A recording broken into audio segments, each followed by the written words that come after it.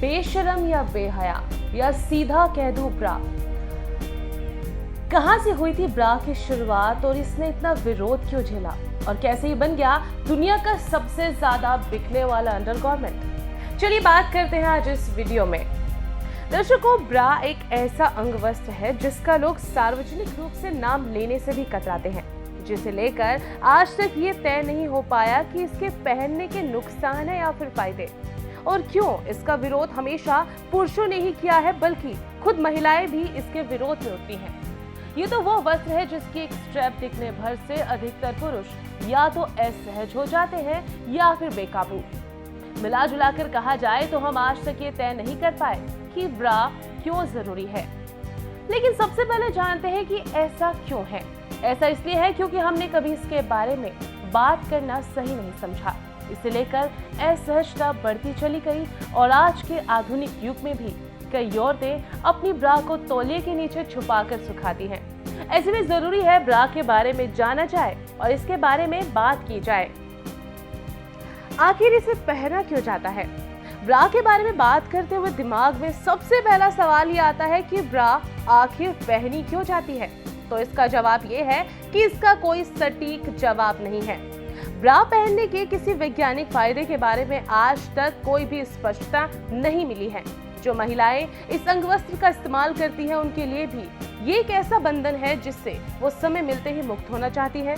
इसे पहनने की जो आम वजह है वो है स्तनों का सुडौल दिखना और उन्हें सपोर्ट देना। इसके अलावा कुछ रिपोर्ट्स में बताया गया है कि ब्रा रीढ़ की हड्डी संबंधी समस्याओं को भी रोकने में सहायक होती है।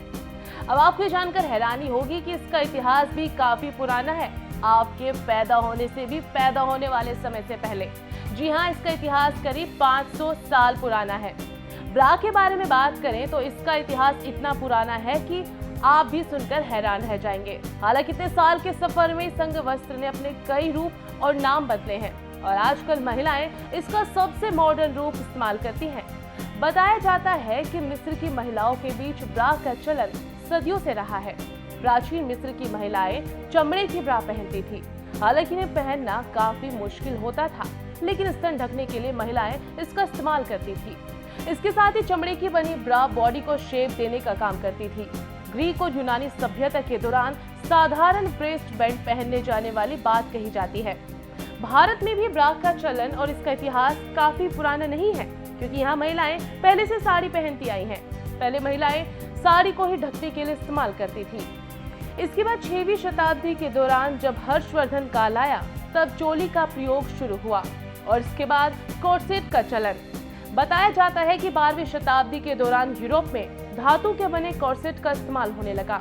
कॉर्सेट का चलन 19वीं शताब्दी तक जारी रहा। इस कॉर्सेट ने भी कई रूप बदले। पहले चारों तरफ से धातु का बना हुआ एक वस्त्र होता था जो कमर से लेकर स्तन तक को सही साइज और शेप रखने में मदद करता था। इसके बाद 1890 के दौरान कई देशों की महिलाओं ने कपड़े से बने कॉर्सेट पहनने शुरू कर दिए और दिखने में ये पहले जैकेट की तरह थे। इस अंडरगारमेंट के पीछे डोरियां दी जाती थी जिसे पहनते समय अच्छे से कसा जाता था। हालांकि कॉर्सेट कामयाब नहीं हो पाया क्योंकि ये इतना टाइट होता था कि डॉक्टर ने भी वार्निंग दी थी कि इसके कसे होने की वजह से जी घबराना, पेट में गड़बड़ी, सांस फूलने जैसी परेशानियां हो सकती हैं। इसके बाद महिला समूह ने इसका विरोध किया और जिस कारण 1900 दशक तक इसका इस्तेमाल लगभग बंद हो गया। अब सवाल उठता है कि मॉडर्न ब्रा की शुरुआत कैसे हुई, तो चलिए अब इसके बारे में भी जानते हैं। बीबीसी के एक लेख के अनुसार पहली मॉडर्न ब्रा फ्रांस में बनाई गई। ब्रा नाम फ्रेंच शब्द ब्रेसरे से लिया गया है। इस फ्रेंच शब्द का अर्थ होता है शरीर का ऊपरी हिस्सा। और एक पत्रिका के अनुसार 30 मई 1969 को फ्रांस की हार्मिनी केडोल ने कॉन्सर्ट को 2 टुकड़ों में काटकर अंडरगारमेंट्स बना दिए और इस कॉन्सुलेट जॉर्ज नाम दिया गया। बाद में इसका ऊपरी हिस्सा ब्रा की तरह पहना और बेचा जाने लगा। 1915 से 20 के बीच बाजार में सेमी कब्रा का बाजार का प्रवेश हुआ, जो न कि केवल स्तनों को सपोर्ट करते बल्कि देखने में भी उन्हें सुडौल बनाते।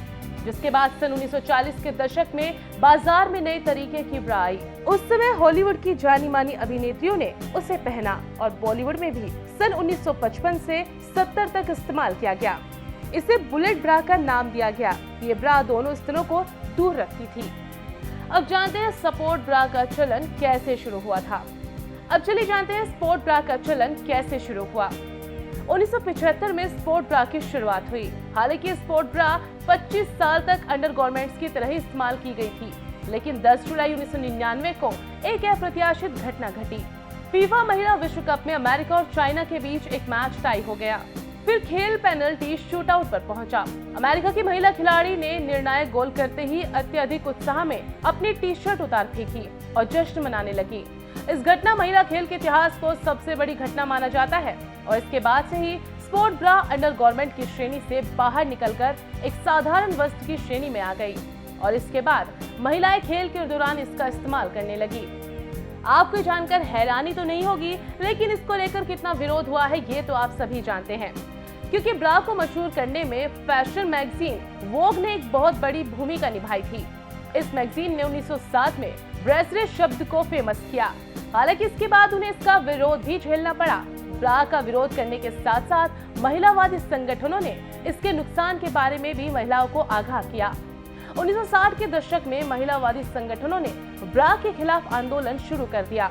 उनका दावा था कि ब्रा कृत्रिम पल के बालों को घुंघराले करने वाले कर्लर पुरुषवादी समाज की प्रभुता और स्त्री के दमन का प्रतीक है और उनका ये भी कहना था इसे पहनने से महिलाएं सिर्फ एक सेक्स ऑब्जेक्ट बनकर रह जाती हैं। इसके साथ ये भी कहा गया कि इसे पहनने से ब्रेस्ट कैंसर होता है। अब चलिए एक बार फिर से बात कर लेते हैं इसके फायदे नुकसान की। बात करें इसके पहनने के फायदे की तो ज्यादातर इसे फॉर्म फिटिंग अंडरगारमेंट के तौर पर ही पहना जाता है। महिलाएं इसे स्तनों को ढकने, सहारा देने और उन्हें शेप देने के लिए अक्सर पहनती हैं। यह महत्वपूर्ण है कि स्वास्थ्य संबंधी समस्याओं से बचने के लिए महिलाएं अपने शरीर और स्तनों के आकार के हिसाब से ही सही प्रकार की ब्रा को चुने। एक यूनिवर्सिटी पर छपे एक लेख में बताया गया कि यूनिवर्सिटी हॉस्पिटल ऑफ वेस्कॉन में स्पोर्ट्स मेडिसिन के विशेषज्ञ प्रोफेसर जीन डेनिस रायलन द्वारा प्रकाशित एक अध्ययन में ब्रा न पहनने का सुझाव दिया था। फ्रांसीसी डॉक्टर के अनुसार ब्रा पहनने से पेक्टोरल मांसपेशियों में आलस्य बढ़ता है और मांसपेशियों को ये कमजोर करता है। इसके विपरीत बिना ब्रा के मांसपेशियां उत्तेजित होती हैं, जिन्हें मजबूती मिलती है। इसके बाद मानवीय के अनुसंधान अस्पताल में प्लास्टिक सर्जरी के संचालन इकाई के प्रमुख मार्गो ने एक अध्ययन में जवाब देते हुए कहा था, लड़कियों विशेष रूप से एक निश्चित उम्र की महिलाओं के लिए ब्रा पहनना जरूरी है। उन्होंने बताया कि इस संबंध में उन्होंने शोध किया, जहां 15 से 35 वर्ष की 330 महिलाओं को ब्रा पहनाई गई और इसमें ये पाया गया जिन्होंने कुछ समय या ज्यादातर समय ब्रा पहनी, उनके परिणाम उन महिलाओं के मुकाबले ज्यादा अच्छे थे जिन्होंने कभी ब्रा नहीं पहनी। ब्रा को स्वाभाविक रूप से 2 तरीकों से रखा जाता है, इंटरनल सस्पेंसरी लिगामेंट्स द्वारा और बाहर की तरफ त्वचा को ढककर। वास्तव में ये ब्रा सूक्ष्म कनेक्शन को सुरक्षित करती हैं, जो स्तन ग्रंथि के बेसल विमान और कूपर की स्नायु बंधन के रूप में जाने वाले पेक्टोरल मांसपेशियों के बीच स्थित है। संक्षेप में इन सूक्ष्म संबंधों के कारण ये महत्वपूर्ण है कि वो लगातार तनाव में न रहें। गुरुत्वाकर्षण बल प्रत्येक महिला के शरीर को पृथ्वी के केंद्र की ओर आकर्षित करता है। इस प्रकार स्तन नीचे की ओर झुकते हैं और कहने की जरूरत नहीं है कि गुरुत्वाकर्षण के खिंचाव के साथ ही संयुक्त स्तनों के वजन को शिथिलता और असुविधा हो सकती है। ऐसे में ब्रा पहनने से आसन में सुधार हो सकता है और रीढ़ की कई समस्याओं और पीठ दर्द को रोका जा सकता है। इस पर बात करना जरूरी है। ब्रा को लेकर तमाम विरोध हुए, लोगों में इसे लेकर असहजता हमेशा से होती रही। इसके अलावा जो महिलाएं इसे पहनती हैं, उनमें से कई महिलाओं को इससे दिक्कत है। इसके बावजूद ब्रा सबसे ज्यादा बिकने वाला अंडरगारमेंट है। हालांकि इसे पहनने ना पहनने का फैसला सिर्फ आप महिलाओं को ही होना चाहिए। हालांकि इसके बारे में बात करना और सुनना भी अब दोनों ही जरूरी है। इसके फायदे नुकसान से ज्यादा इसे लेकर होने वाली असहजता चिंता का ज्यादा बड़ा विषय है और ये असहजता तभी जाएगी जब हम समझेंगे कि ब्रा पर बात करना जरूरी है।